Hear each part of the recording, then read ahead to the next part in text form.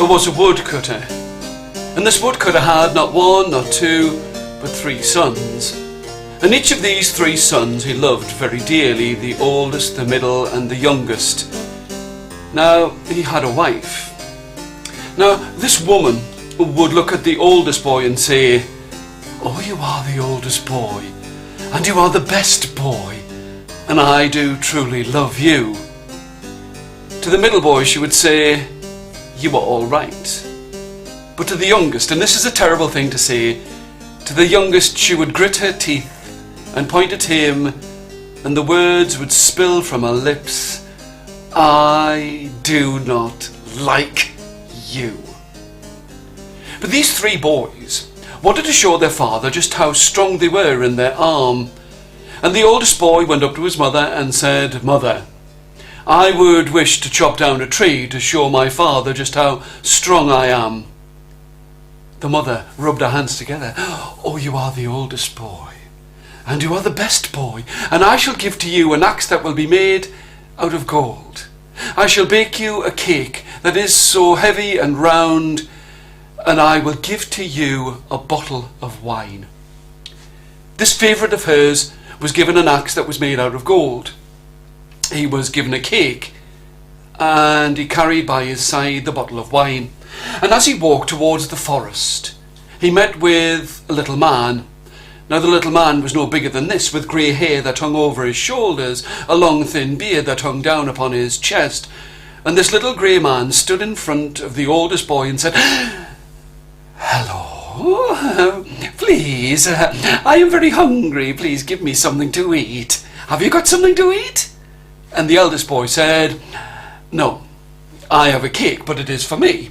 I have some wine, and I shall drink it by myself." "Please," said the little man. The little grey man stood there in front of the oldest boy and pleaded, "Please give me something to eat and to drink." But again the oldest boy said, "No, for I shall eat and drink by myself." "Well, in that case," said the little grey man, "you had better be careful, for your golden axe may well break, and do not blame me for the consequences." The eldest boy walked on his way, and he ate the cake, and he drank the wine, and he lifted his great golden axe and raised it high in the air and struck at a tree, but the axe did not make a mark in the bark. He raised it again, and he tried to chop at the tree, but it would not cut into the very being of that tree. "Stupid axe," quoth the boy, "you should be able to chop down this tree." And a third time he raised it high in the air, and this time when he brought it down, the handle of the axe broke, and the head, as sharp as a knife, went up into the air, and the boy just stood there and looked, and down it came, and it cut him upon his arm, and he screamed. He placed his hands over the wound and ran all of the way back home, all of the time calling for his mother. And when he came back into the house, the mother went, "Oh, you are the oldest boy, and you are the best boy, please." And here she ripped at her petticoats and put a bandage to the wound. Now, it was the middle boy who decided that he would show his father just how strong he was in his arm. And he went to his mother and said, "Mother, I would wish to chop down a tree." "Oh, here is a silver axe. And here was a cake that was no bigger than 2 fists. And she gave to him a bottle of beer. Now the middle boy thought that this was a good bargain, and he put the silver axe over his shoulder, and he walked towards all of the trees, and as he walked towards them, who should he meet but the little grey man, no bigger than this, with grey hair that hung over his shoulders, a long thin beard that hung down upon his chest. He stood in front of the middle boy and said, "Please, kind sir, would you give me something to eat and to drink?" When the middle boy said, "No." "Have you got something to eat and drink?" said the little grey man. "Indeed I do," said the middle boy, "but it is mine, and I shall eat it by myself."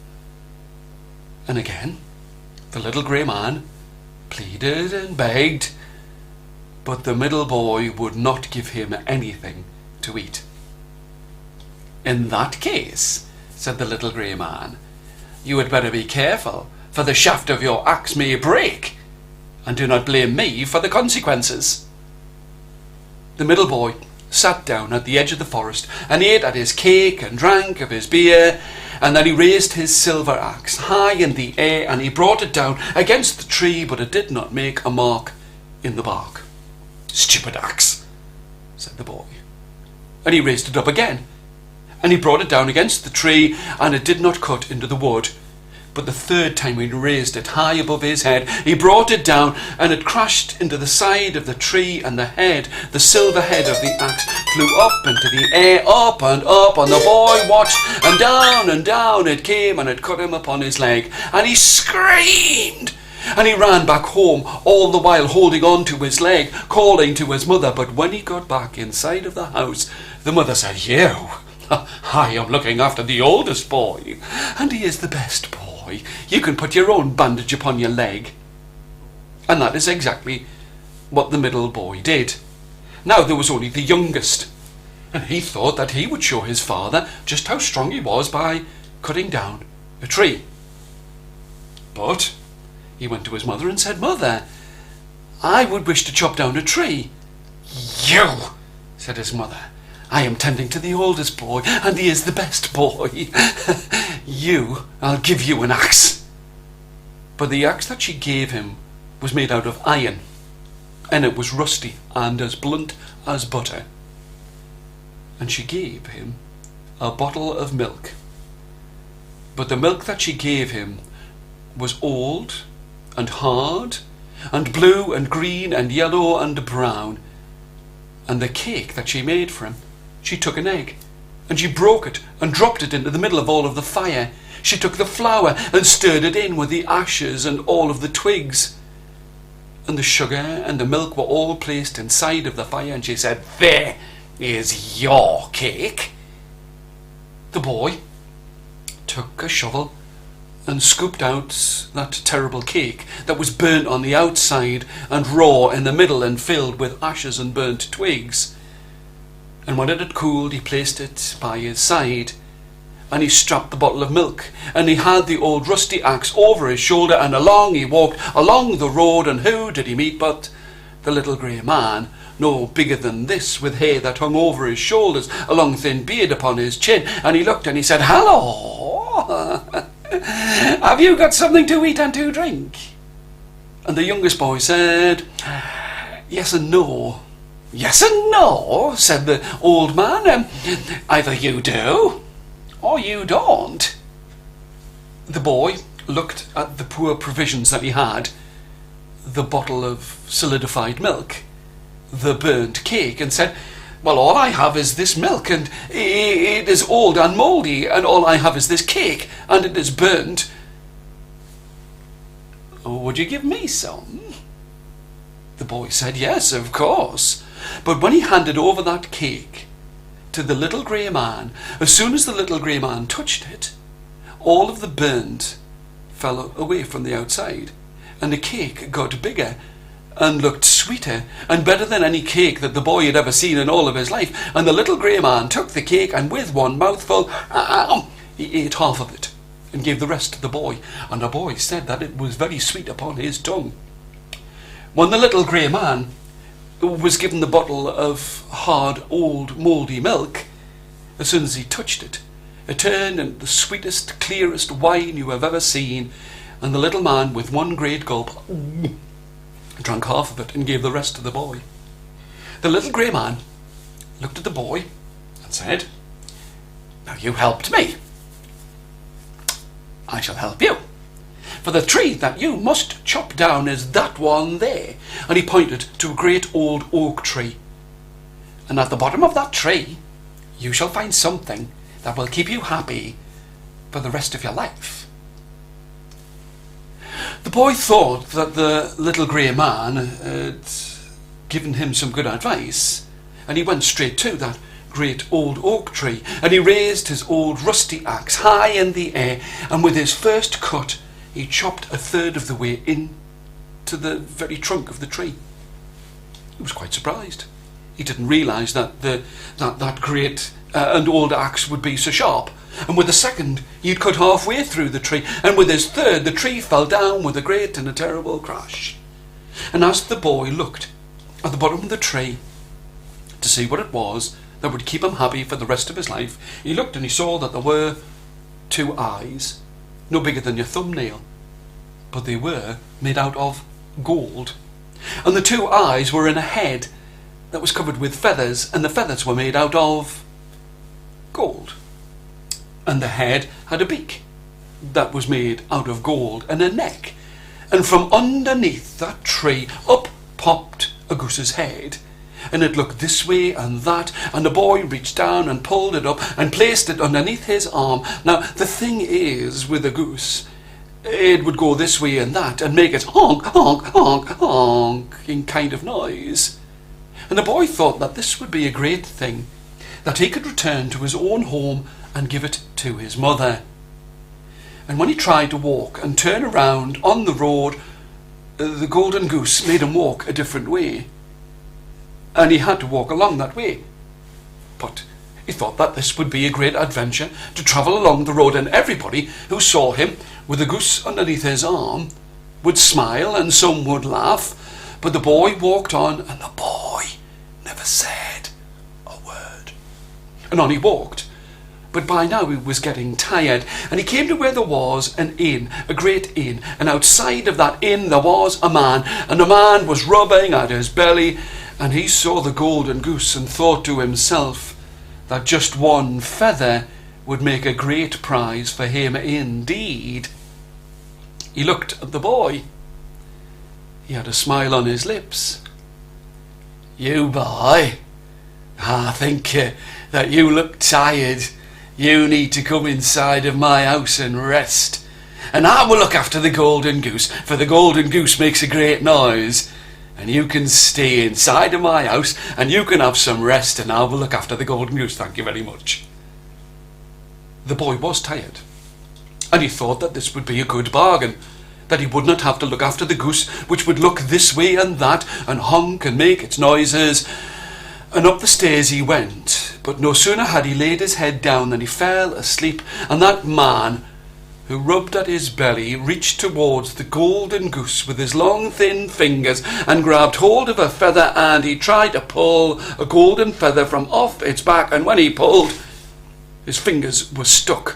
"Stupid goose, I seem to be stuck to it. I know what I'll do."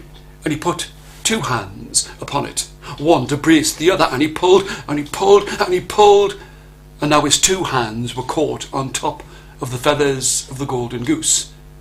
And he shouted for his wife, "Wife! Wife!" And his wife woke up. "What's the matter with you? You're always screaming and crying. Come here." And now she wrapped her arms around his great belly. So there was the goose, and the man attached, and the wife holding on to her husband, and she pulled, and she was stuck to her husband. So now there was a goose, the father, and the mother. And they shouted for the daughter. "Daughter!" The daughter needed to be called not once, not twice, but 3 times. And she was not best pleased to be woken from her sleep. But when she came down, she said, "Mother and father, why are you shouting and screaming?" And here she placed a hand upon her mother's shoulder. "I'll free you." And she pulled, and she was stuck to her mother's shoulder. So now there was the goose, the father, and the mother, and the daughter, all stuck to one another. And they screamed. Now their screams awoke the youngest son of the woodcutter, and down the stairs he went, and he saw the goose, the father, the mother, the daughter, but the boy said nothing. For all of the screaming and crying and yelling, he picked up the goose with the father, the mother, and the daughter attached. And no matter how much they screamed or yelled or cried, he still did not see anything. And he went out of the door and out into the bright new morning. Now it happened that it was a Sunday morning, and the priest was standing outside of the church. He looked at the boy with the goose, the father, the mother, the daughter, and he said, "You boy, you seem to be making everybody try to laugh upon this the Sabbath day. Come here, woman." And the priest reached out with his hand and grabbed hold of the mother's hand. "I shall free you, and then people will not laugh at you." And he pulled, and he was stuck to the mother. So now there was the goose, the father, the mother, the daughter, and the priest. And soon they came to where there was a shop, and the shopkeeper tried to grab hold of the priest's hand, who was being dragged away from the church upon a Sabbath day, and he grabbed hold of the priest's hand, and he too was stuck. And a boy and a girl all got caught in one great long line with the goose, the father, the mother, the daughter, the priest, the shopkeeper, the boy, the girl. And when people looked, they couldn't stop themselves. They would laugh and guffaw and chortle and smile.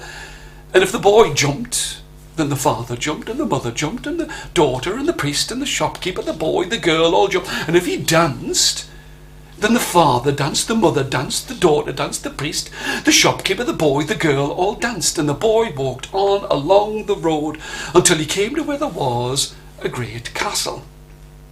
Outside of the castle there was a soldier with a sword in his hand, and he looked and he said, "You boy, you seem to have come on a long journey, and you brought many people with you, but I've got to tell you, you have made me smile by the way that you go along with that goose, and the man and the woman and the daughter, and the priest and the shopkeeper and the boy and the girl.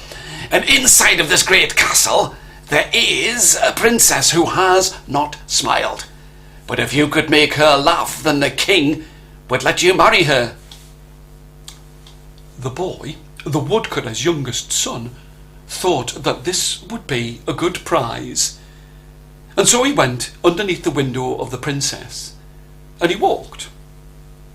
And the father and the mother and the daughter and all of the rest of them walked as well. And the princess looked out of the window, and nay, a smile passed her lips. But the boy was clever, and he started to jump. And the father jumped, and the mother jumped, and the daughter jumped, and they all jumped, and now the princess had a thin smile upon her lips. But when the boy danced, and the goose and the father and the mother and the daughter and the priest and the shopkeeper and the boy and the girl all danced as well, the princess could not stop herself. She started to laugh. It was a sweet, high-pitched laugh, and the king heard this and said, "Who is it who has made my daughter laugh?" When the woodcutter's son was brought in front of him, the king was not pleased to think that his daughter would be marrying a woodcutter's son. He said, "I will let you marry my daughter if you can eat all of the bread and drink all of the wine in the castle." Now the boy looked and could see that there was just 1 and 2 bottles of wine, and could see that there were just 1, 2, 3 bottles of wine. And he looked and he thought, I could eat those loaves of bread and I could drink that wine. But the king opened up a great door, and inside of the door there were 10 barrels of wine, and behind the door there were 100 loaves of bread. The boy did not know what to do, but when he went outside, who should he meet but the little grey man, no bigger than this, with hair that hung over his shoulders and a long thin beard upon his chin. And the little man was crying, "Oh, I am so thirsty. Oh, I am so hungry."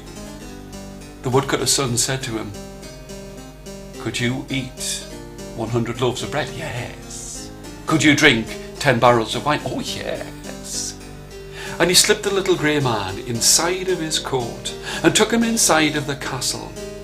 And the little grey man drank 1, 2, 3, 5, 10 barrels of wine, and ate not 1, not 10, not 20, not 40, not 80, but 100 loaves.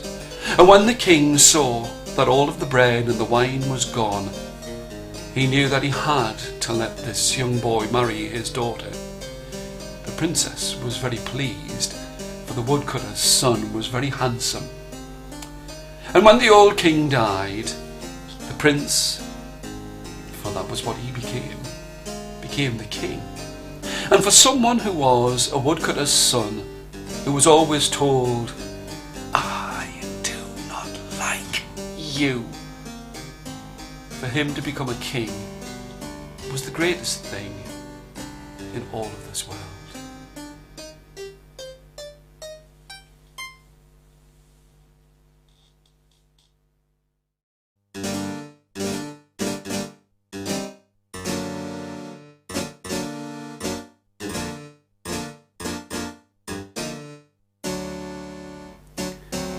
Now once there was a woman who wished in all of this world to have a child. And by the time the 3 seasons had passed across the sky, she found that she was with child. And she gave birth to not 1, not 2, but 3 daughters. Now the first daughter was born, and she held it in her arms. And this child, she looked upon it, and she could not believe it, because she had in the middle of her forehead 1 eye. She looked at the child and went, "Oh, you are a beautiful child, and I shall call you One Eye." The second child that she bore had 1 eye upon the left-hand side and 1 eye upon the right-hand side. And she looked at this child and went, "But you look the same as every other child in all of this world, and I shall call you Ugly 2 Eyes." And the third child that was placed into her arms had 1 eye upon the left-hand side, 1 eye upon the right-hand side, and it too had a single eye in the middle of its forehead. And she looked at this child and went, "Oh, you are a beautiful child indeed. You are the youngest and you are the best, and I shall call you 3 Eyes." Now she treated these children in accordance to the way that she felt about them. And 1 eye she loved, and 3 eyes she adored, but 2 eyes she despised. And she would give the best of food to 1 eye and 3 eye, and 2 eye had to make do with those scraps that were placed upon the table. And 1 eye and 3 eye would have to do no work, but 2 eyes would work very hard inside of the house. She would scrub at the floors and clean at the table and wash the dishes and clean the windows. And 1 eye and 3 eye would have to do nothing. And soon, when 2 eyes was old enough to work, she was sent out into the fields to look after the goats. She could tell that this was not a good situation, for 1 eye and 3 eye did nothing. And she did all of the work inside of the house, and now she had to look after the goats. And when she came home, 1 eye and 3 eye would play tricks upon her. They would take all of their leftovers.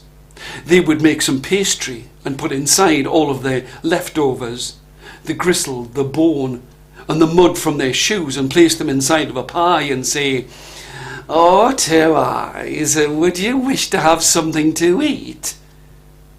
And 2 eyes would hope, upon hope, that her 2 sisters had seen the folly of their ways and would bite into the pie to find nothing more than toenail clippings and mud, and she would have to spit it out as 1 eye and 3 eye would laugh.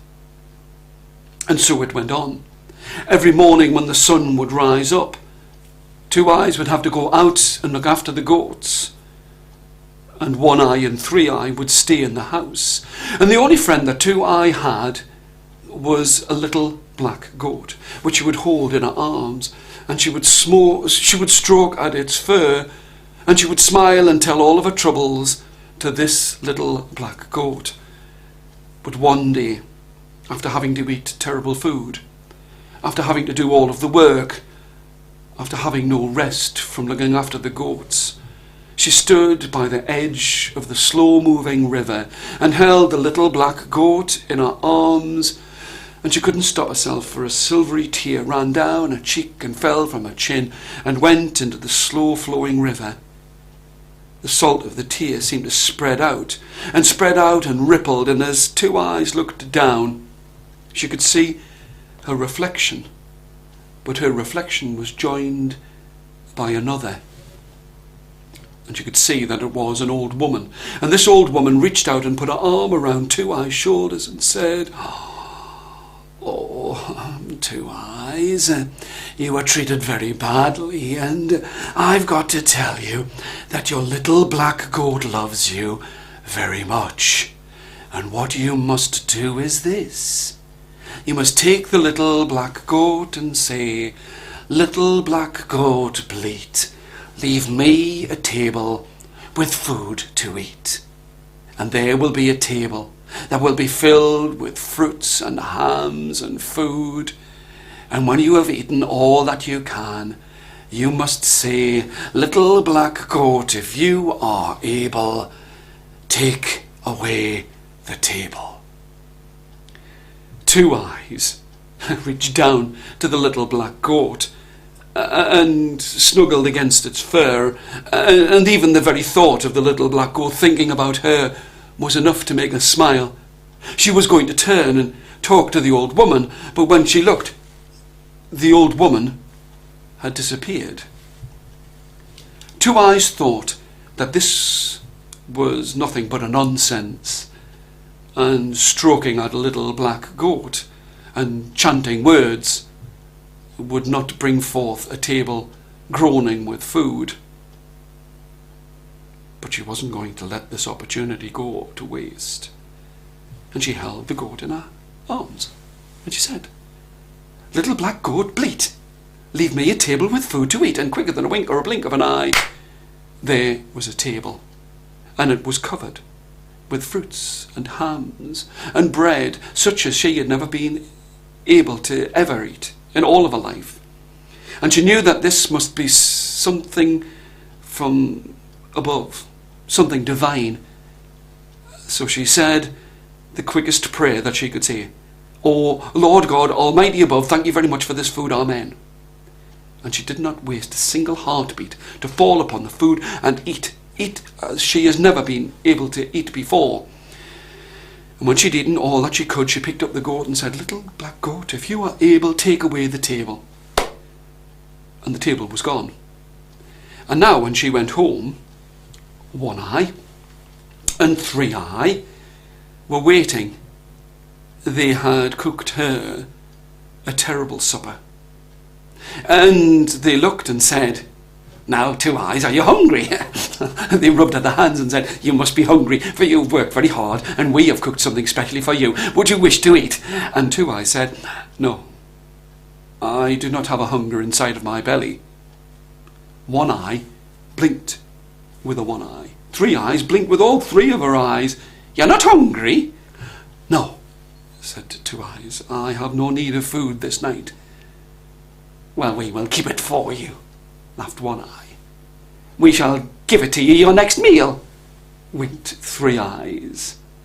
But the same thing happened each and every day. Out she would go, "Little black goat, please bleat, leave me a table with food to eat." And the table was there, and she would eat. "Little black goat, if you are able, take away the table," and the table would be gone.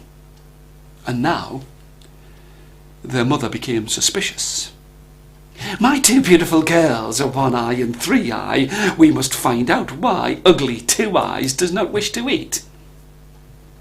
One Eye, I want you to go with her into the field and find out who is giving her this food." Well, One Eye did not want to go out to work, for she had never worked in all of her life. But when the sun arose, she went out with Two Eyes, and she stomped and cursed her way along the road till he came to the field. And Two Eyes looked and thought, "How can I get food if I have One Eye watching me?" And One Eye kept her eye wide open and kept looking and watching at everything that Two Eyes did.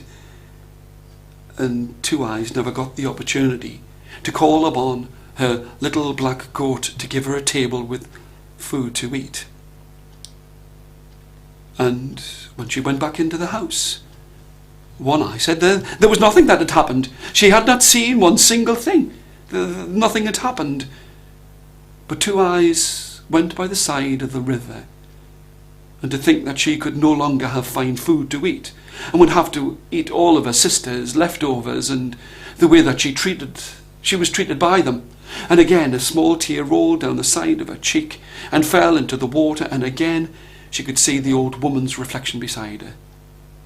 The old woman placed her arm around Two Eyes' shoulder. "My dear, what you must do is, when you have your sister with you, you must say, 'One Eye, are you sleeping? One Eye, are you waking?' And if they do not reply, then you will have enough time to make the table appear again." The girl wanted to thank the old woman and say how much she'd appreciated all of the fine food that she had eaten and the good information that she'd been given, but the old woman had disappeared. And the next morning, One Eye was ready. Her eye was bright and waiting and watching. But now the sun was high in the sky, and she couldn't stop herself, for that one eye started to get lower and lower, and when it closed, Two Eyes said, "One Eye, are you sleeping? One Eye, are you waking?" And One Eye did not reply, so she picked up the goat. "Little black goat, please bleat, leave me a table with food to eat." The food was there, and just as she saw One Eye starting to open her eye again, she said, "Little black goat, if you were able, take away the table." And the instant the words had fallen from her lips, the table was gone, and One Eye could not find where she'd got the food from. The mother was not pleased to find that One Eye had fallen asleep, so she sent her favourite, Three Eyes, to go with Two Eyes, and the two of them were there in the field, and One Eye was gone. But Three Eye, first her left eye started to close, and then her right eye started to close, and the eye in the middle of her forehead started to close, and Two Eyes said, "Three Eyes, are you sleeping? Three Eyes, are you waking?" And Three Eyes made no reply. "Little black goat, please bleat, leave me a table with food to eat." The food was there. She ate as quickly as she could, and just as that third eye was starting to open, "Little black goat, if you were able, take away the table." And the table was gone. The mother, she looked at Three Eyes and said, "You must make sure that you do not fall asleep." And Three Eyes promised that she wouldn't. The next day, Two Eyes and Three Eyes went along to the field where the goats would be grazing. And the sun was hot, and Three Eyes' left eye closed, and then her right eye closed. But Three Eyes was a cunning girl, for she tried her best to make sure that the third eye in the middle of her forehead did not close, and she pretended that it had closed, and Two Eyes said this, "Three Eyes, are you sleeping?" And she did not say all of the incantation, and Three Eyes smiled to herself and just peeped out from the corner of her middle eye and watched as she took up the goat, held it in her arms. "Little black goat, please bleat, leave me a table with food to eat." Oh, Three Eyes, she could not believe her luck, for now she had found out where the food was coming from. And she made a rustle and a stir and watched as Two Eyes took the little black goat and said, "Little black goat, if you were able, take away the table." And it was gone. And now Three Eyes walked her way back to the house, knowing full well where Two Eyes was getting all of her food from. She told the mother, spoke to her, and talked of the little black goat. The mother smiled. "Well, in that case, we shall take that little black goat, and we shall feast upon it." The little black goat was found, and the goat was killed and cooked, and One Eye and Three Eye and the mother all said, "Two Eyes, would you wish to eat with us?" Two Eyes thought that this was the first chance that she would ever have had to have had something that amounted to a family. And she sat at the table. But there was something about the way the meat lay upon her tongue that was very strange. She did not wish to eat any more, and she ran out into the fields to try and find the only friend that she had, the little black goat. But it was gone. She stood by the river, and yet again a tear rolled down the side of her cheek and fell into the water and rippled away. And the old woman said, "My dear, your little black goat loved you very much. You must go to the back of the house, for there you will find his bones. You must plant those bones, his horn, his skin, and place them in the ground by the door to your house. And there will appear something that will be so bright to the eyes." When Two Eyes realised that a little black goat had been killed, she ran to the back of the house and picked up the bones, the heart, the lungs, the liver, the skin, and she took them all and dug a small hole by the door to their house and placed them all under the soil and patted them down. And that night the rain came down and the sun did shine, and when they all awoke, there was a tree, but no ordinary tree, for the bark of the tree was made of silver. The leaves of the tree were made of emeralds, and this tree bore apples, apples that were made out of gold. The mother, One Eye, and Three all gasped when they saw this tree, and One Eye was sent up to try and pluck one of the golden apples. But when she reached up towards the golden apples with her hand, the boughs, the branches, the leaves, the tree would move away from her grasp, and she could not get one of the golden apples. So Three Eyes, she went up the tree, and she could see a golden apple, and she reached towards it, and as she did so, it would move from her grasp, and she could not get it. Two Eyes pleaded and said, "Mother, please, let me climb this tree, and I will take down a golden apple." And up she climbed, and sure enough, for these were made from the bones of her beloved goat, when she reached towards a golden apple, she could pull one down.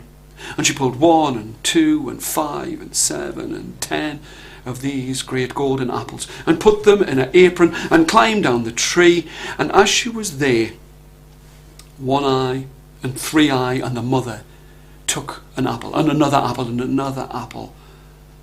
But Two Eyes held one golden apple in the depths of her apron, and just as they did so, on the horizon there was seen a prince who was riding upon his horse. And he could see the tree that was made out of silver, with leaves of emeralds and apples of gold. And when he came close to the door, Two Eyes was placed in an upturned barrel. She could just peep out from a keek at its side.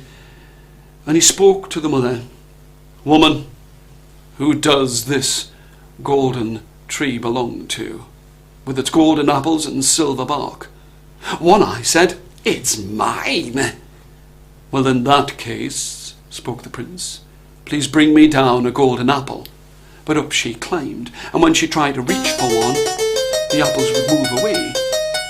"I think it is very strange that if this tree belongs to you, that you cannot pluck an apple from it." "It's mine," said Three Eyes. And she too climbed up, and again the boughs and branches, leaves and stem all moved away from her. And as the prince was standing there, from underneath the barrel, Two Eyes rolled the last of the golden apples so that it braced against his shoe. "Are these all of the women who live in your house?" "I believe there is one more." And here Two Eyes broke out from the barrel, and she climbed up and pulled the golden apples. "Then it is you that I shall marry," said the prince. He rode away from that place with Two Eyes behind him, and all of the golden apples that they could carry. She lived inside of his great castle, and they lived very well. But one night, when the lightning was flashing in the sky and the rain was falling, upon the castle door there was a great knock. Two Eyes went down to see who it was calling at her door at this late hour, and the door creaked open, and there she could see the figures of two women, the hands stretched out towards her, long and thin and dirty and bony, but the hoods were over their faces. "Please, mistress of the house, we would wish to have some food, for we have travelled upon this road and have not eaten for 3 days." There was something about the voices that Two Eyes recognised, and without waiting for a single sigh, she pulled back the cape of one and the cape of the other, and could see that there was one eye in the middle of the forehead, and then the other was one eye in the middle, and one at the left and one upon the right, and she knew that this was a return of her two sisters. She thought of all of the terrible things that they had done, all of the things that they had done and said, and how they had treated her, and she looked at her two sisters and said, "I'm pleased that you're here. We will remain inside of this castle, and I will treat you as my true family, and we shall live well inside of this castle." And that's just what they did. For Two Eyes found herself inside of a castle with two sisters who repented for the way that they had treated her when she was younger.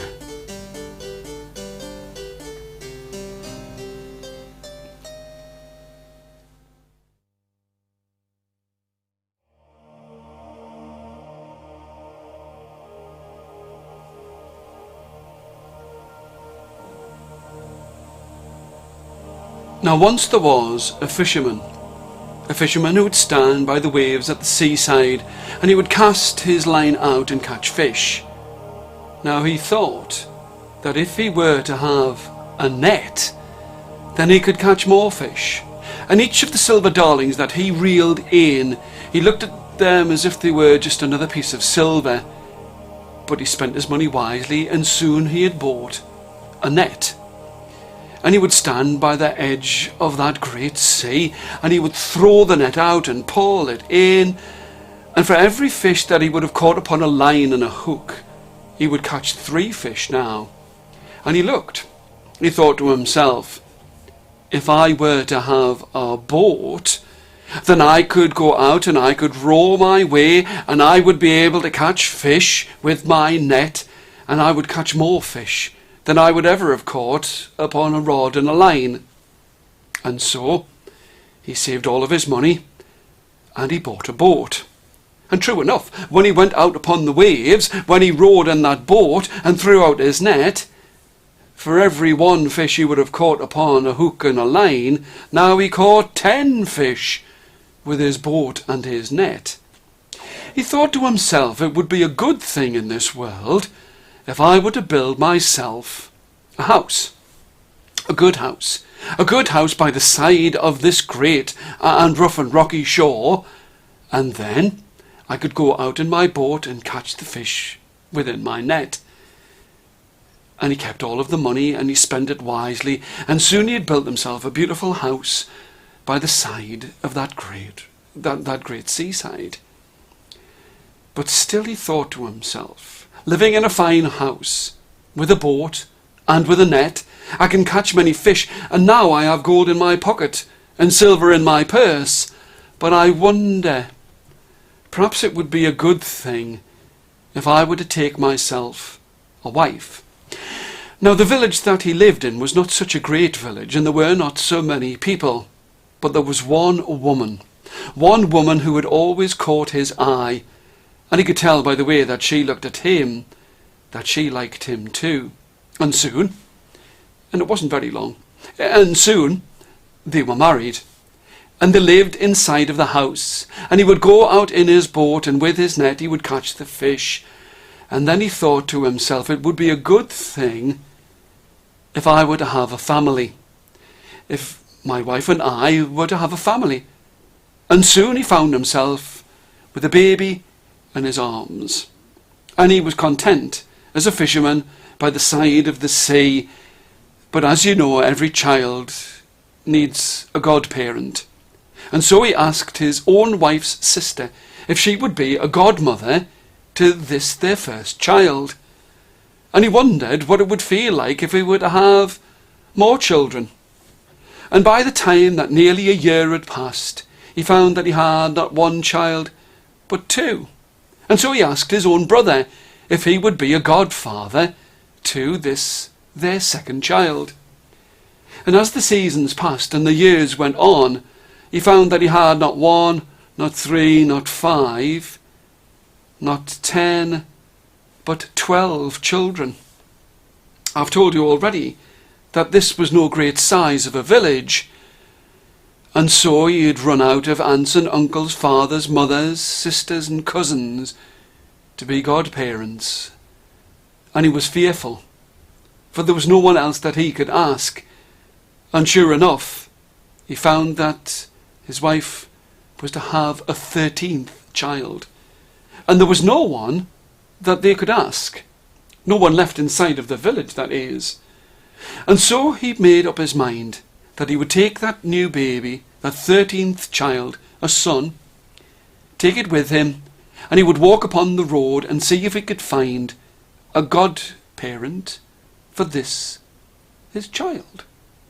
I know that that sounds strange, to be walking along a road and asking strangers if they would be willing to be a godparent to a child, but he walked along, and I've got to tell you, everyone that he asked, strangers upon the street, strangers upon the road, strangers upon the paths, would look at him and say that it was a frightful thing that he was asking, to take on such a responsibility and give it to a stranger. But on he walked, for he was determined, for it was the same man who had thought that if he had a net and a boat and a house and a family, that he would find contentment, so he was not going to be stopped upon his road.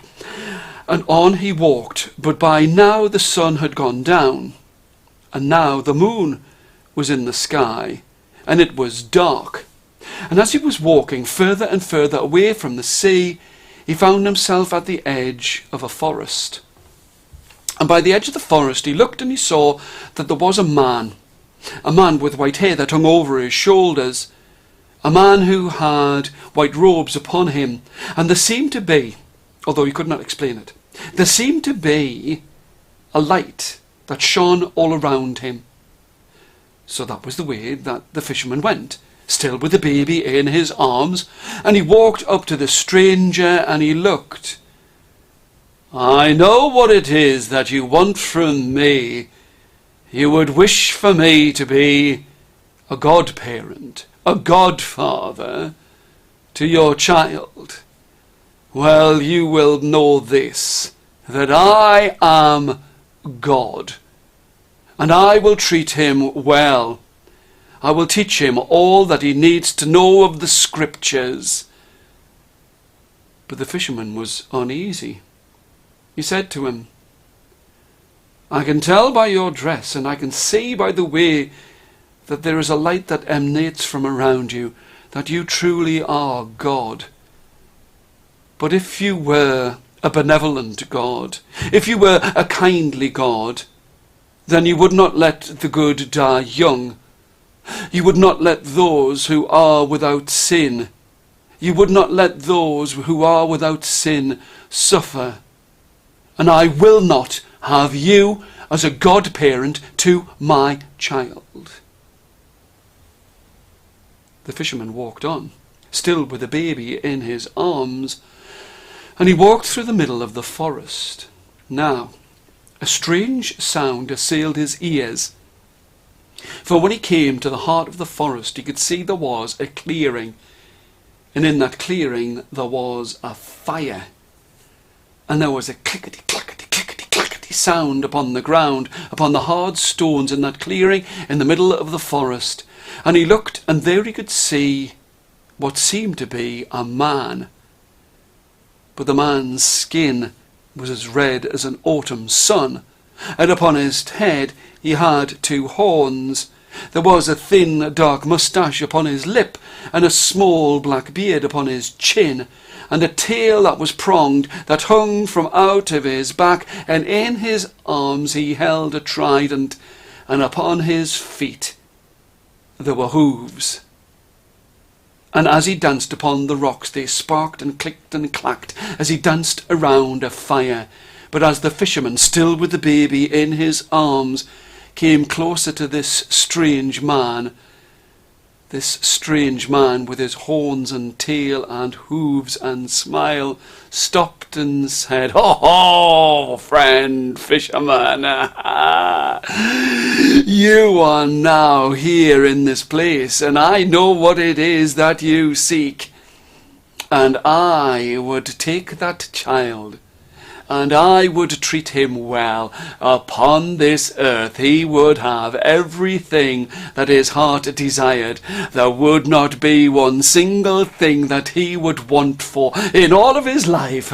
He would be good with me." But the fisherman looked. "I know who you are. You are the devil himself. And I know, I have not one single doubt, that you would treat him well upon this earth. But when it came to the time of his death, you would drag him down to the fiery pits, and there he would languish for eternity, and you shall not be the godparent to my son." The fisherman walked on, still holding the small baby in his arms. But by now the moon was halfway across the sky, and he found himself at the edge of the forest. And there by the edge of the forest, at a 3-road crossroads, he looked and he saw a figure that seemed to be not of this world, with a cloak upon its back and a hood over its face, and in its arm it held a great scythe, a long blade that glistened in what was left of the moonlight and the fighting rays of the dawn's light. He walked straight up to this figure, and he could see the long, thin, bony fingers upon its hands, but he could not see its face. And before he had a chance to speak, the figure spoke to the fisherman. "I am Death, and I treat rich and poor, good and evil the same. And if you were to give that child to me so that I could be his godfather, then I would teach him the ways of healing. I would show him the ways of herbs and spices, roots and shoots, of mixtures and lotions and potions, so that he would become a great doctor." The fisherman looked, and it was true, that Death would treat each and every one the same, rich or poor, good or evil. Each one cannot cheat Death. And so he agreed to the bargain, but Death spoke low and long and loud, "I will be his godfather, but you must give the child to me so that I can teach him of the ways of healing." The fisherman thought that this was a great gift that Godfather Death was offering to this child, and only for a single moment's hesitation he pondered on leaving the child with him. But he handed over the baby to Godfather Death. Godfather Death was as good as his word, for as the child grew into a boy, he taught him the way of herbs and spices, lotions and potions, mixtures and tinctures, so that when the boy, if he fell and cut himself upon his arm, he would not cry, for he would know which herbs, which flowers to take, to rub upon the scar, so that no one could see that there was anything there. But here is the way of it. Godfather Death spoke to this boy and said, I will teach you the ways. I will teach you the ways of healing. But if you see me when you go to someone who is lying upon their bed, and if I stand at the head of the bed, then you can cure them. But if I stand at the foot of the bed, then they are mine. And there is nothing that you can do for them. You cannot disobey me. The boy promised that he would. He would always obey the wishes of his great Godfather Death. And the boy became a man. And soon he had a reputation as being the greatest healer in all of that land. But always he would, if he went into a room where someone was lying and he could see Godfather Death standing at the foot of the bed, he knew that there was nothing that he could do to save that person. But his reputation grew, and everyone got to hear about this great healer, this great doctor. And there was a king who lived in a grand palace, a castle, a great castle indeed. And he wrote to the doctor, my dear sir, I would wish for you to come and live inside of my great castle as my physician, as a doctor to myself and my family and my servants. Well, this was indeed a great offer. For once he had been a fisherman's son, but now he was a doctor, and a doctor in a palace, in a castle, to a king and his family and servants. He could not resist. He went into that place, and always, as a doctor, he would heal those that he could.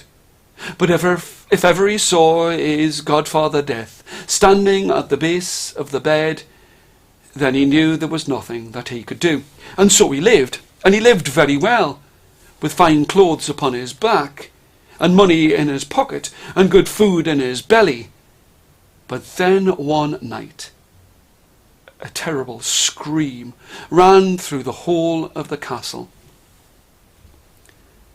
And it was something that the good doctor, who'd once been a fisherman's son, it was something that the good doctor had never wanted to hear.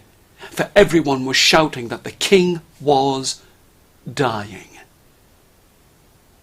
He attended to the king many times. But to hear that the king was close to death, he took all of his mixtures, his tinctures, his lotions, his potions, his herbs, and he went. And he wished that he could have walked into that room with his eyes closed. But curiosity is a terrible master. And when he walked in, he looked towards the king, and he tried not to. But he looked at the head of the bed, and he saw that Godfather Death was not there. In fact, Godfather Death was there at the foot of the bed, at the base of the bed. The doctor did not want to lose the king, who had been his greatest benefactor. And the doctor took hold of the bed and turned it completely around, so that now the foot was at the head and the head was at the foot, and Godfather Death was standing now at the head of the bed, and the king, whose skin had been so white and lips so blue, jumped up from the bed and praised the doctor, for he had created a miracle. But Godfather Death looked towards the good doctor and shook his finger. You should not defy me. But I've got to tell you, the good doctor made sure that he was never alone in any of the corridors, never by himself, in case Godfather Death would find him. But one night he had forgotten, and he walked along a dark corridor, and here Godfather Death stood in front of him. "No one shall defy me." But the doctor, who had always been such a willing student to Godfather Death, fell upon his hands and knees and begged and pleaded, and he promised that he would never do anything like that again. Godfather Death found it hard not to forgive him, but he made him promise yet again that he would not defy his wishes. A short while after that, a cry came through the castle that the princess was sick. Now, the doctor had always looked upon the princess as a good friend, and he was frightened when he heard that the princess was dying, for he did not want her to die, for friendship had become love between the two of them, and he did not want her to die. Again, he took his mixtures, his tinctures, his lotions, his potions, and his herbs, and walked into the princess's room, where everyone was weeping and wailing and screaming and crying. And again, he could not see Godfather Death at the head of the bed, but he could see Godfather Death at the foot of the bed. And this time Godfather Death had a grip upon the bed so that he could not turn it around.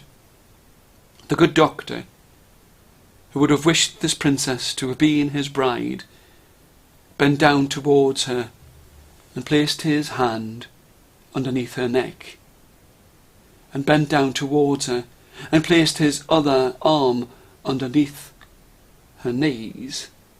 And he picked her up and held her close to him.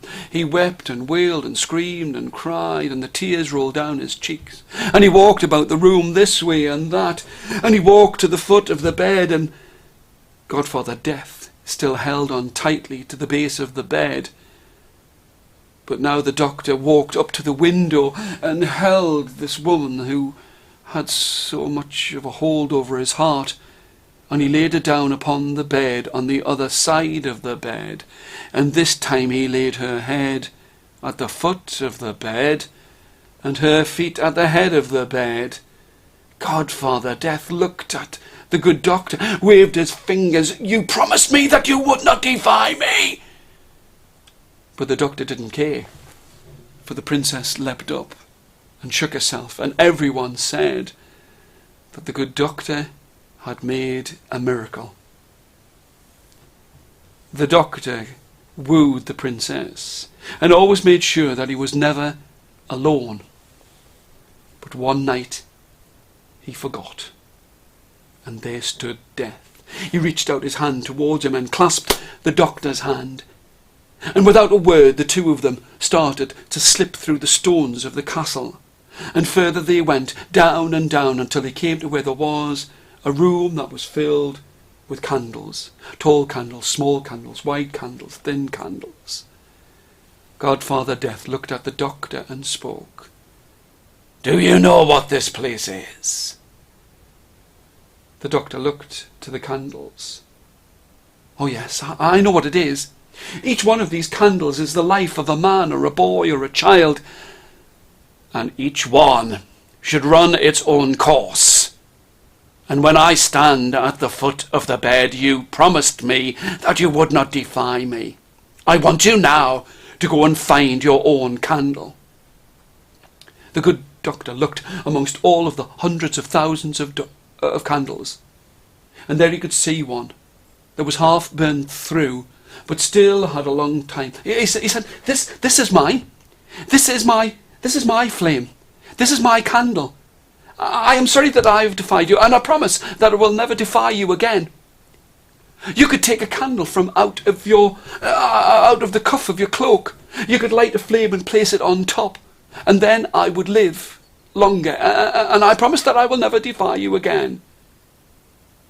Godfather Death looked and said, "Oh yes, I could take a candle from out of the cuff of my cloak, and I could relight it again from the last dying flames of that candle where you defied me. Yes, I could do that. And here he raised up the candle, and the good doctor watched him as he raised the candle towards a flame, and he took it and he stubbed out the life of the doctor. The doctor crumbled to dust in front of Godfather Death. And here Godfather Death spoke. Oh yes, I could have relit that candle's flame, but there is no one who can defy death.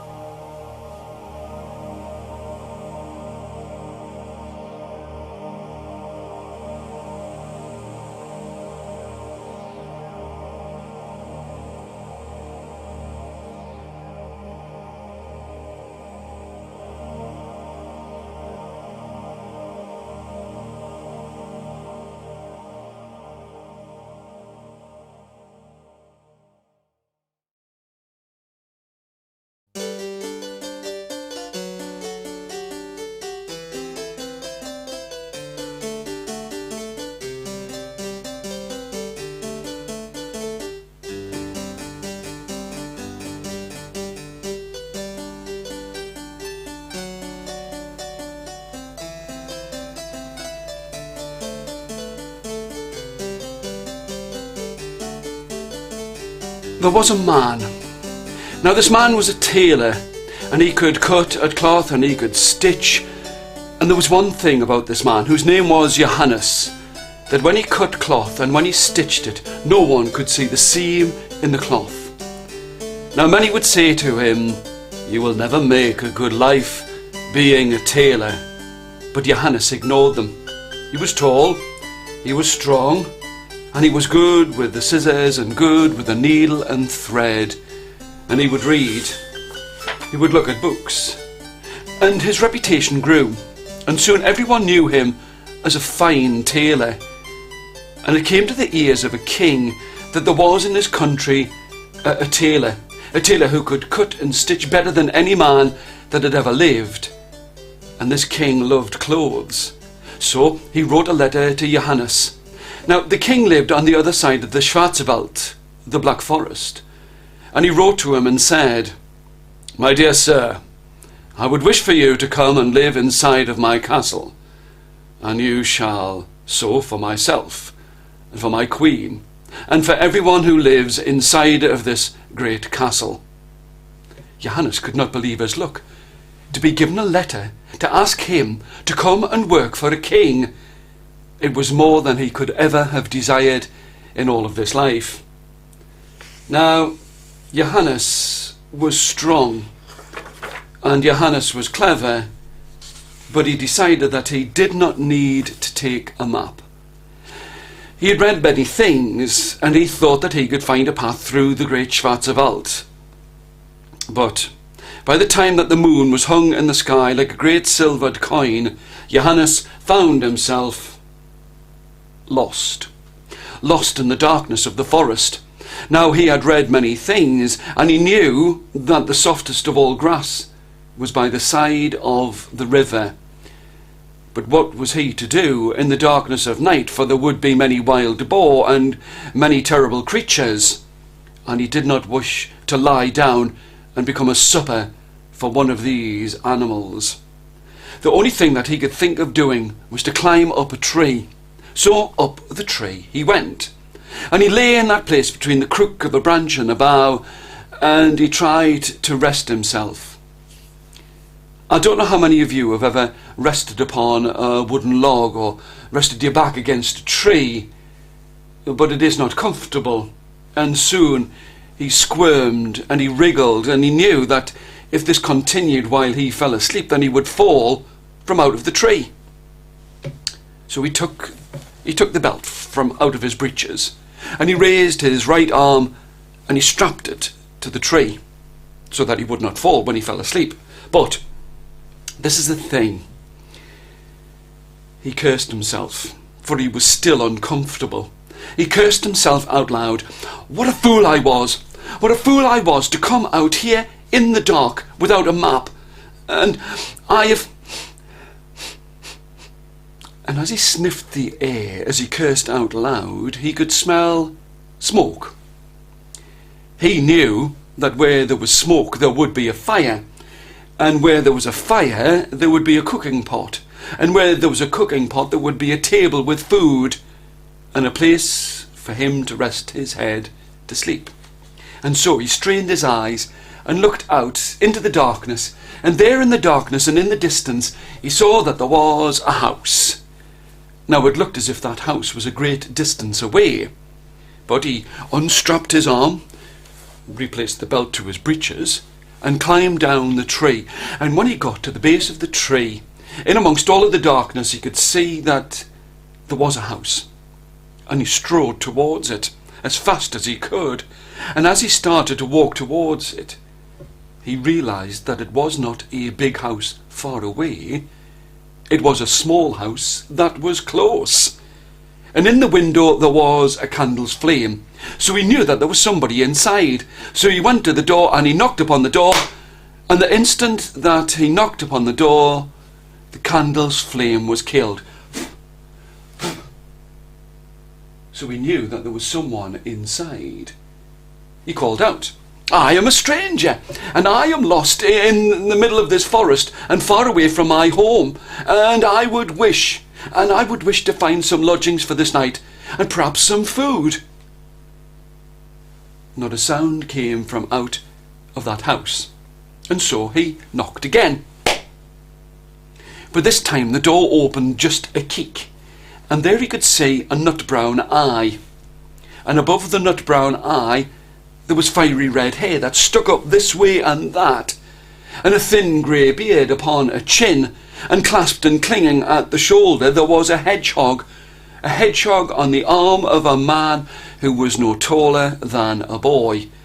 And this small stranger spoke to Johannes. "Well, I'm very sorry that you're lost, but there's no place for you inside of my house, and I will bid you good night."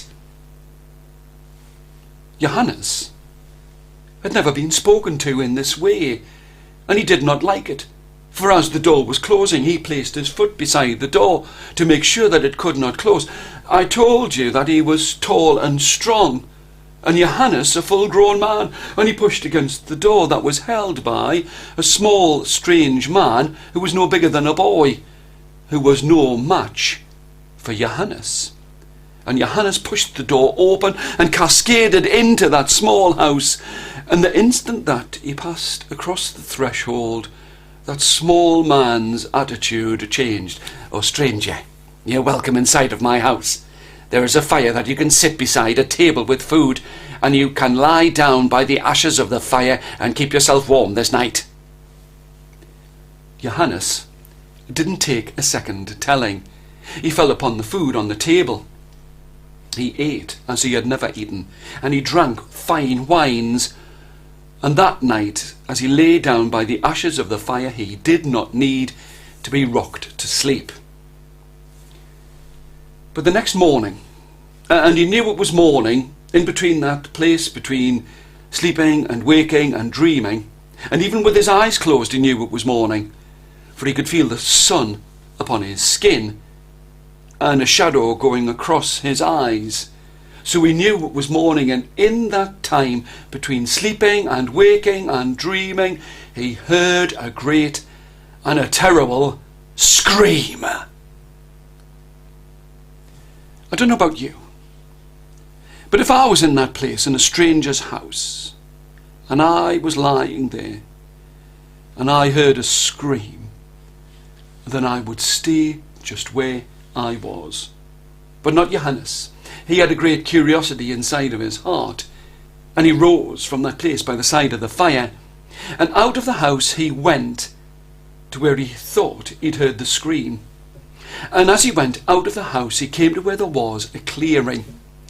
At one side of the clearing he could see a great bull with sharp horns upon its head that were as sharp as swords. And at the other side of the clearing there was a deer, a stag, and this stag had 8 pointed antlers upon its head. Each one was razor sharp, and they were pawing at the ground. Now the bull had strange yellow eyes, but I'll tell you this, in the eyes there was nothing but anger and a willingness to fight.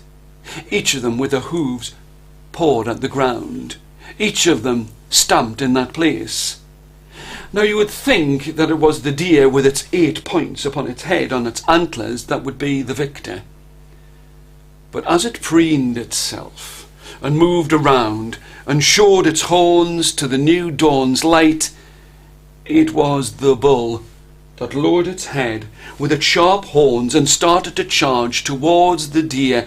And the deer, that you would have thought would have been swift, leapt into the air, but it was too slow, for just the tip of the bull's horn caught that deer at its shoulder and tore the flesh the full length of its body, and the blood dripped down upon the ground. Now it was the bull's turn to be proud. It strutted and strode about the clearing, but it did not pay attention to the deer which it thought it had fatally wounded, for now the deer started to walk, and that walk became a trot, and the trot became a gallop, and a gallop. As it galloped towards that great bull, it pierced it in its sides with its 8 sharp antler horns, and raised the bull high in the air and crashed it down upon the ground dead. Johannes's heart beat inside of his chest. He never thought in 1,000 lifetimes that he would ever see anything like this. But what happened next turned his blood to cold river water. For the deer turned round and looked at him. And it started to walk, and it lowered its head. Then it started to trot. Then it started to run, and then it galloped towards Johannes. And Johannes could only see those 8 sharp antler horns heading straight towards him. And at that moment, when he could feel them brushing against his shirt, he leapt in the air and grabbed the base of those antlers and hung onto the deer's head. He thought that no deer could run for very far, not with a whole man upon its head. But he was wrong, for the deer ran on, still with him hanging on as if his life depended upon it, and it did. And it ran as the sun went across the sky and the moon arose, and just as the next day's dawning light was coming through the air, Johannes, who could barely hold on any longer, looked over his shoulder, and there he could see that there was a huge white cliff of stone behind his back, and he knew that the stag would have to stop soon. And as it stopped, he could feel the cold stone against his back, and all he could see were the 8 sharp razor points of those antlers coming towards him. And as they started to scratch against the cloth of his shirt, a door opened behind him, and he fell into a cavern that was hidden behind those great white cliffs. The cavern itself was about the size of a ballroom, and the floor was covered in paving stones. Each one was the length of a man's arm, and on these paving stones there were strange signs and symbols that Johannes, with all of his schooling and all of his learning, could not understand. He wondered what he should do, and he did as we have all have done. At one point he started to talk to himself. He looked and said, "Perhaps I could wait until the stag has gone away, or I can stay in this place, or I could go and I could run, for that deer must be tired." Before his words had stopped rattling and echoing in that empty place, a voice appeared in the middle of his head, a voice that did not echo. And the voice spoke to Johannes. "Go and stand upon the great square stone in the middle of this great cave, and there you will find something that will cause you great wonderment." Johannes did have a curiosity inside of his soul, and he couldn't stop himself. He looked about the floor, and there he could see a great square stone, bigger than all of the rest. At each side it was as tall as a man, and as he stood on top of that great stone, no sooner had his 2 feet landed upon it than it started to sink through the earth. And I will tell you this, Johannes was surrounded by the stench of rot and ruin. There was a taste of death in the air, but still it went down, and when it stopped inside of a huge cathedral-like cave. There was a strange blue light that helped Johannes to see just how huge this place was. For as he looked around and as his eyes got used to the dark, he saw that at the walls of this great cathedral of a cave there were alcoves. And in each of the alcoves there were bottles, stoppered bottles. And inside of the bottles there was a blue swirling mist. And that was what gave a light to the whole of that place. And as his attention was drawn away from the bottles, Johannes looked in front of him, and there he could see that there was a glass box. Each side of the glass box was as long as a man's arm. And it was as he got closer to it, he could see that inside of this glass box there was a castle. Each of the stones of the castle were no bigger than your thumb. It had stained glass windows. And Johannes was curious to think who would have taken the time to have made such a beautiful model of a castle and then put it inside of a glass box. But his wonder was nothing when he saw that there was a second box beside it. And in this box there was a farm with its outhouses and buildings and animals, and each of the animals was no bigger than your little finger, but they did not moo or bar or bleat or scratch upon the ground. Johannes took a step back, and as he took a step back he could feel in the middle of his back something sharp. Now all of his thoughts were to those great antler horns of the deer that had brought him to this place.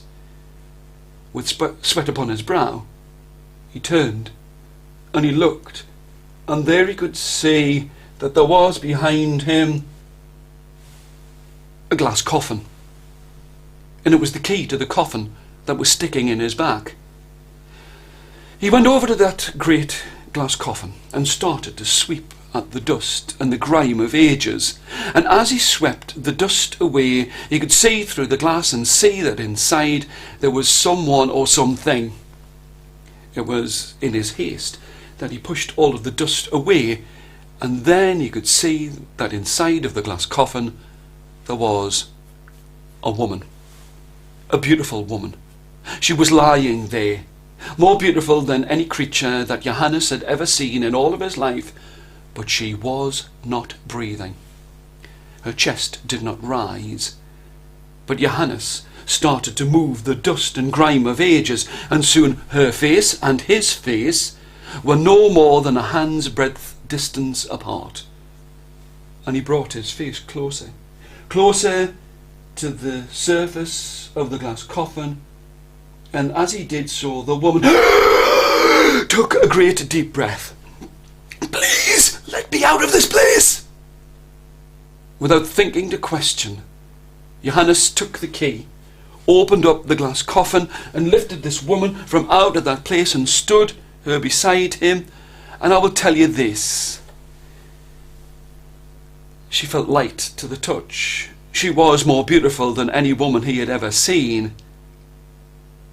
And before he had a chance to explain to her just how he had come to be in this place, she started to speak to speak in a voice that was as sweet as honey. "Kind stranger, my brother and I lived inside of a great castle, and our father the king ruled this country as well as any man has ever done. But when he died, my brother and I said that we could never marry, because we would be distracted, and we would need, the two of us, to be as good as our father the king had been when he ruled this land. And so we promised that we would never marry another man or a woman. And one night, at the end of October, there was a great knock upon the door. The rain was falling outside, and the lightning was flashing in the sky, and my brother sat beside the fire in the place where my father had sat. He spoke to me. 'My sister, go and unbar the door and see who it is who stands there outside.' I obeyed my brother. I unbarred the door, and as I opened it, the lightning flashed and the rain fell down, and in our doorway there stood a stranger with a hat upon his head and a cloak over that hat, and as he stood there, the rain that had fallen upon his cloak made a circle on the stones at his feet. My brother spoke. 'Kind stranger, come inside. You are welcome inside of our castle.' The stranger, he raised his head, pulled back his cloak and took off his hat and handed it to me as if I were a maidservant. He looked at me in a strange way. My brother spoke again. 'Kind stranger, take off your cloak. You are welcome inside of our home, and tell me your stories and sing me your songs.'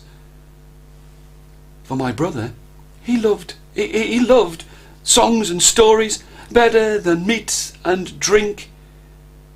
The stranger took off his cloak and handed it to me, as if I were a maidservant, and I hung it up at the mantelpiece. And the stranger spoke in a terrible voice. 'Oh yes, I shall tell you my stories, and I shall stay inside of your castle.'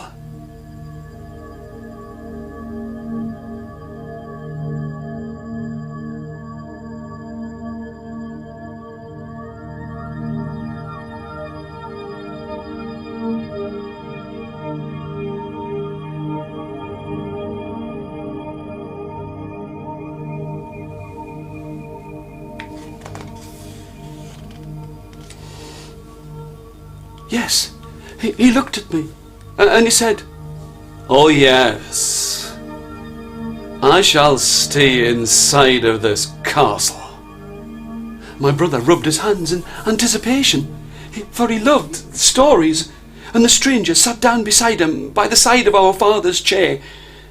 And all of the while that he told his stories, he looked towards me, terrible stories that would bend at your bones. And my brother smiled the more with each terrible story.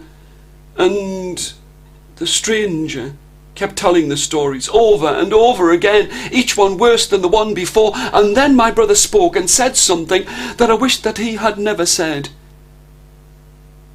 For he said, 'Stranger, you must stay inside of our castle and tell us more of your stories another night.' The stranger, he looked at me. 'Oh yes, I shall stay in this castle another night.' It was the way that he spoke that made me so frightened that I ran up the stairs and took the great golden key that locked the outer door and the silver key that locked the inner door, and I hid those two keys underneath my pillow and lay in my bed, and I vowed that the very next morning I would tell my brother to send the stranger away from our castle. But when I awoke the next day, he had gone out hunting with the stranger, and it wasn't until the night time, when the fire crackled in the hearth, and the stranger was sitting there and again telling these terrible stories, all the while staring at me, that my brother spoke again. Kind stranger, you must stay inside of our castle and tell us more of your stories. The stranger looked at me. Oh yes, I shall stay in this castle. It frightened me, the way that he did not say yet another night. And I ran up the stairs and took the golden key and the silver key, and locked the outer door and the inner door, and placed those 2 keys underneath my pillow. But at the very tick and tock of midnight, I awoke, and there I saw 2 glowing eyes. 2 yellow glowing eyes. The stranger was standing there. I reached underneath the pillow and felt the 2 cold keys. Oh yes, I shall stay in this castle more than just one night, for you shall marry me. Never, never, I will never marry you. He bent his head forward. I can still remember his breath upon my cheek. Well, if you do not marry me, then you had better be careful for your brother. And with that he moved his fingers in weirding ways, and I fell to my sleep. And the next morning I knew that I would have to tell my brother of what he had done in the cold heart of midnight. But the stranger and my brother were gone. They'd gone out hunting. I resolved that I would get my horse, and I would take with me a maid, and the 2 of us would ride to find where they were. And I would tell my brother of just what terrible things I thought that this stranger was capable of. But we hadn't travelled so very far when my maidservant's horse was lamed, and I was left alone, and on I rode, further and further, until I came to where there was a clearing, and in the clearing I could see the stranger. There was a wicked smile upon his thin lips. So, you have changed your mind, and you shall be my bride. Never! I will never be your bride. And here, I reached for my pistol. I took it out, pointed it straight towards his heart, and let fly with a bolt through the air, but the stranger just raised his hands and caught the bullet in mid-air, and crushed and crumbled it as if it were sand or dust. Well, if you will not marry me, then you had better be careful for your brother. No sooner had the words left his lips than at the side of the clearing I could see my brother standing there. My sister, it is good to see you. And down he fell upon all fours. The stranger had moved his hands in weirding ways, and I could see my brother's face becoming longer. I could see that out of the top of his head there grew great antlers, and his skin was all covered in fur, and his hands became hooves. And the stranger looked at me. Then you had better be careful for your brother. He moved his hands, and I fell asleep in that place, and the last that I remember is you. Here she pointed at Johannes. Is remembering you as you opened up the glass coffin. Johannes wanted to explain all that he'd seen, where he'd seen her brother in the guise of a stag fighting a great bull with yellow glowing eyes, and how... But this woman, this princess, reached and grabbed hold of the glass box that held the castle and placed it on top of the great square stone, and took the other that had all of the farm inside of it, and reached to the alcoves and took down the bottles that were filled with the blue swirling mist, and stood on top of the square stone. And no sooner had her 2 feet landed upon the square stone than they started to rise. Johannes had to run to get on top of the stone, and up it went, and into the great cavern above this cathedral. She was determined. She took the glass case that held the castle and took it outside. She took the glass case that held the farm and took it outside.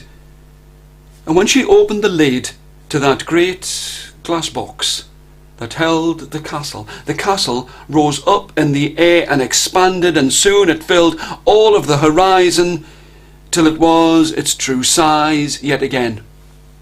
And the same happened with the farm, for the farm rose up, and all of those animals that had once been no bigger than your little finger started to moo and bar and bleat and crow.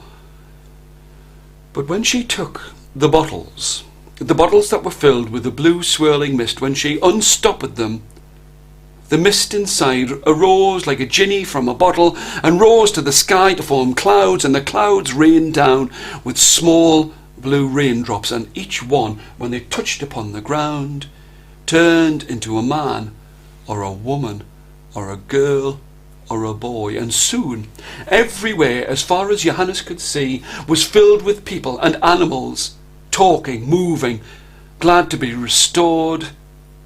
But when he looked at the princess did not have a smile upon her face. He looked to her and said, "What is it? Why can you not smile when everything is returned?" The princess spoke. "I will never be happy until I can see my brother again." And there at the corner of the castle, all eyes turned to look to see a stag, proud, magnificent, great 8-pointed antlers upon its head, and as it started to trot towards them, one antler fell from off the head, and another fell, and this great beast rose itself up upon its 2 hind legs, and the skin split, and from out of the belly and guts of that great deer there stepped her brother, the prince.